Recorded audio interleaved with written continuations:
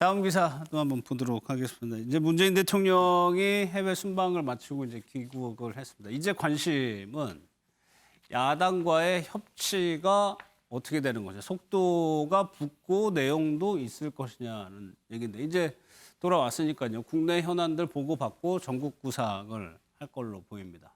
재난지원금 지급도 지금 좀 논란이 되고 있죠. 이 부분도 결론을 내야 되는 거고요. 민생 회복을 점검할 것이다. 또 하나의 관심권은 이벤트가 이건 것 같아요. 이준석 대표와의 만남.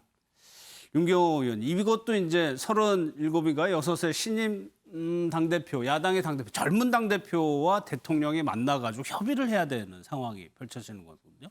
이것도 못 보던 풍경이에요. 글쎄요. 근데 1대1로 만날까요? 제가 보기에는 대통령이 통상 저런 다자회의, 국제회의, 해외 순방 갔다 오면 그 성과에 대해서 설명하겠다라는 이유로 여야 대표들을 다 부르지 않습니까?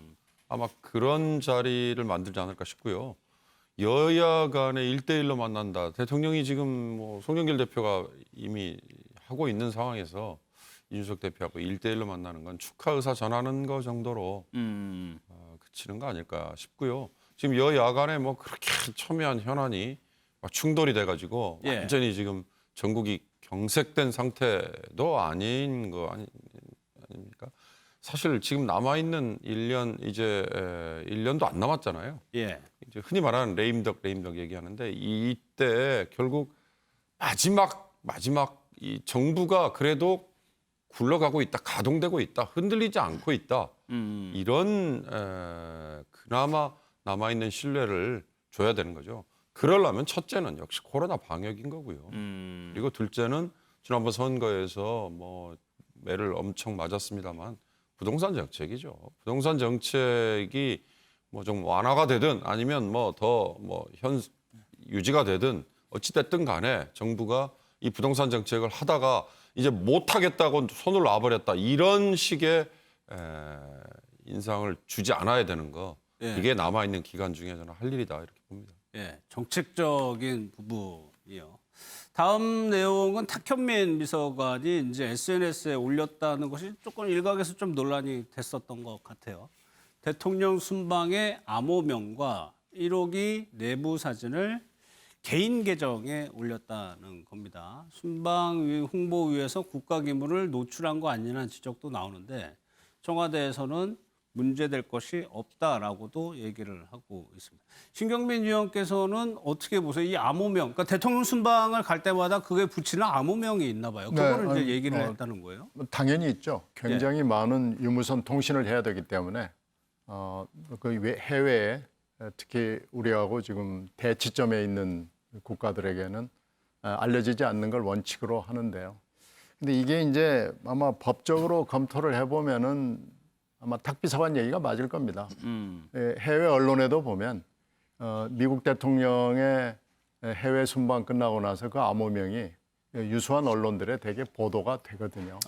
그래서 코드명은 뭐뭐였다라고 보도를 하고 굉장히 자세하게 보도가 되기 때문에 물론 이 국내 상황하고는 뭐 다르다 이런 반론이 가능하겠죠. 예. 그러나 이게 뭐 이렇게 법적으로 큰 문제가 될 거다라고는 생각을 하지 않습니다. 다만 탁 비서관이 이런 종류의 사고를 가끔 잘 내요.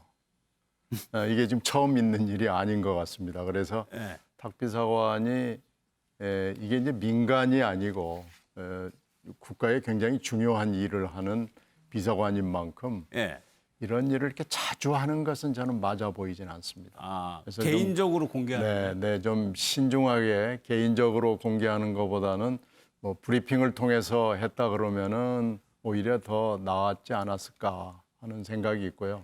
탁 비서관의 처신 문제에 관해서는 지적을 하고 넘어가는 것이 맞아 보입니다. 저기 사진 보면은 이제 1호기라고 하는, 그러니까 이동을 하면서도 직무를 봐야 되니까 회의실 같은 것이 있어요. 근데 저런 것들이 뭐 공개되는 게 부적절하다. 그러니까 그게 어떤 내용이냐보다도 최 의원님, 그러니까 이게 공식적으로 청와대도 공식적으로 SNS에 뭐 소통하는 라인이 있으니까 차라리 그쪽에 공개를 했으면은 이런 논란이 없지 않았을까 그런 좀 말씀이신 것 같아요. 탁비서관의 의도는 적은데 G7을 갔다 왔는데 예. 언론이 너무 안 써줬다. 이번에 지금 과자, 빵 뭐 엄청나게 선물 보따리를 들고 왔는데 언론이 그것을 하나도 안 써주니까 답답해서 지금 저렇게 올린 것 같은데 예. 그러니까 저게 답답한 나머지 오바를 했다는 거죠. 저희 국민소통 수석을 통해서 저는 그 외국 방문 결과를 설명해야지 탁비서관이 개인 자격으로 페이스북에 저렇게 많은 정보를 흘리고 뭐 자화자찬을 한다는 것은 어떤 국민이 봐도 탁비서관이 의전비서관인데 소통비서관으로 바뀌었는지 의문의 여지를 갖는다는 것이죠. 그러니까 이 정부가 자꾸만 그 업무의 혼선을 빚는 그러한 네. 일들이 자주 빚어지는데 그 대표적인 인물이 탁비서관인데 저는 국민들에게 좀 걱정을 끼치는 것을 탁비서관이 이제 정권 말기에는 좀 조심하셔야 될 것이 아닌가 예. 저는 이렇게 생각합니다. 윤 변호사님 짧게요. G7 성과에 비해서 언론 보도가 좀 적고 관심이 대선 주자에 간 거는 있었죠. 근데 본인의 업무는 아니죠. 예. 저게 비밀을 공개하는 것인데 상급 비밀이라는 거 아니겠습니까? 그렇다면 저거를 비밀 해제를 했는지 해제가 안 됐으면 비밀 공개할 때는 보안심사위원회 그 심의를 거쳐야 되는 건데 그렇게 했는지 이런 것들이 중요한 것이죠. 특히 예. 청와대에서 일어난 일이기 때문에 그런 점을 한번 챙겨볼 필요는 있다고 생각합니다. 예. 여기 탁비서관 좀 해명을 좀 소개를 해드려야 될 것 같아요. 여기 1호기 사진 같은 경우에는 보안 검토상에 문제 없는 사진을 공개해 왔다. 이번 사진에도 보안 요소가 없다라고 얘기를 했습니다. 예, 오늘 6월 21일 아침의 매경제는 여기서 마무리를 하고요. 내일부터는 이상훈 앵커가 돌아와서 다시 진행을 하도록 하겠습니다. 고맙습니다.